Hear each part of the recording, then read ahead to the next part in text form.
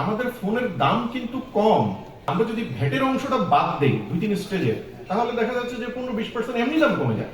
আমাদের এই 18টা কোম্পানির কাছ থেকে কোনো এনওসি কাউকে নিতে হবে না কোনো জিনিসের আমদানি করার জন্য। গভর্নমেন্টের সাথে ট্যাক্স ভ্যাট নিয়ে প্রতিদিন আমরাও ফাইট করছি।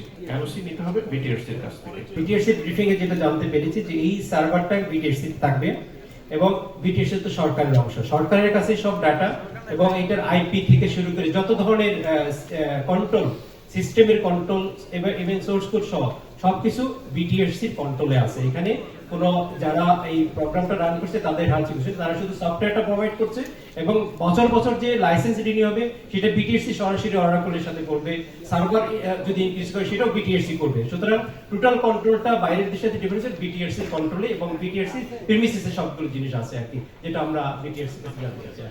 দেখেন একটা মানে ডেটা যখন লিক হয়, আমরা দেখেছি ফেসবুকের ডেটা লিক হয়েছে, আমরা দেখেছি যে অ্যামাজনের ডেটা লিক হয়েছে এবং অনেক দেশের অনেক জায়গার অনেক ক্রিটিক্যাল ডেটা লিক হয়েছে। ডেটা লিক হয় কিন্তু ভালনারেবিলিটির কারণে, হ্যাকাররা ডেটা লিক করে। কেউ ওই সিস্টেম থেকে যদি ইন্টেনশনালি ডেটা লিক করে তাহলে একটা ক্রিমিনাল অ্যাক্টিভিটিস হতে পারে। আমাদের যে সিস্টেমটা, এই সিস্টেম টোটাল কন্ট্রোল হলো বিটিআরসির সাথে এবং বিটিআরসি যারা কাজ করেন এরা গভর্নমেন্ট এমপ্লয়ি।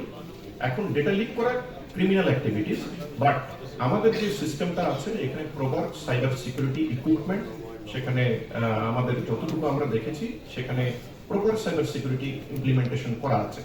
সেটা ডেটা লিক হওয়ার চান্স হয়তো বা পয়েন্ট কোনো আছে কিনা আমরা জানি যে নাই।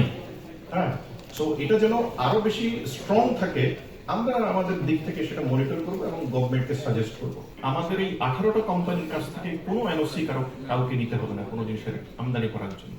আমি একটাই প্রথমে বলেছি, আমাদের এই শতাব্দীর সবচেয়ে বড় প্যান্ডেমিক হচ্ছে এখন মিস ইনফরমেশন এবং ডিসইনফরমেশন। আপনি দেখেন যে ব্যক্তিগতভাবে দেখা যাচ্ছে যে আপনার সাথে কারো যদি শত্রুতা থাকে বা মন খারাপ থাকে, আপনার একটা ফটো দিয়ে যে কেউ একজন ন্যারেটিভ দিয়ে ফেলতে পারে। এই যে আপনার প্রশ্ন নিশ্চয়ই এমন ভাবে ছড়িয়েছে যে আমার কাছ থেকে এনওসি নিতে হবে, আমাদের ফ্যাক্টরির কাছ থেকে এনওসি নিতে হবে। একদম এনওসি নিতে হবে বিটিআরসি এর কাছ থেকে। যে কেউ না, আমাদের কাছ থেকে কোনো এনওসি কোনোদিনই নিতে হয় না। এটা বাংলাদেশের আইনে কোথাও নাই কোনো ব্যবসায়ীর কাছ থেকে এনওসি নিতে হবে। হয়তোবা সে ব্র্যান্ড, যে ব্র্যান্ড ইম্পোর্ট করবে সেই ব্র্যান্ডের সাথে কথা বলতে হবে এবং বিটিআরসির এনওসি নিতে হবে। এখন কোনো প্রোডাক্ট, কোনো ভ্যারিয়েন্ট, এখন বাংলাদেশে যে গাড়ি চলে, বাংলাদেশের রাস্তার কন্ডিশন অনুযায়ী গাড়ি চলে, সেই গাড়ি কিন্তু বাংলাদেশের রাস্তার কন্ডিশন অনুযায়ী ম্যানুফ্যাকচার হয়। আপনি যদি চায়না যান, চায়না গিয়ে দেখবেন যে গুগলই নেই, গুগল কাজ করে না। তো সেখানে তাদের গুগল লাইসেন্স যেহেতু নেয় না, ওই ফোনের দাম কিন্তু কম হবে। আমরা কিন্তু কেউ একবারও বলছি না যে চাইনিজ মোবাইল ফোনের দাম চায়না মার্কেটে কম কেন। সেখানে অনেক কিছুই কিন্তু অনেক লাইসেন্স ফি ওখানে দিতে হচ্ছে না।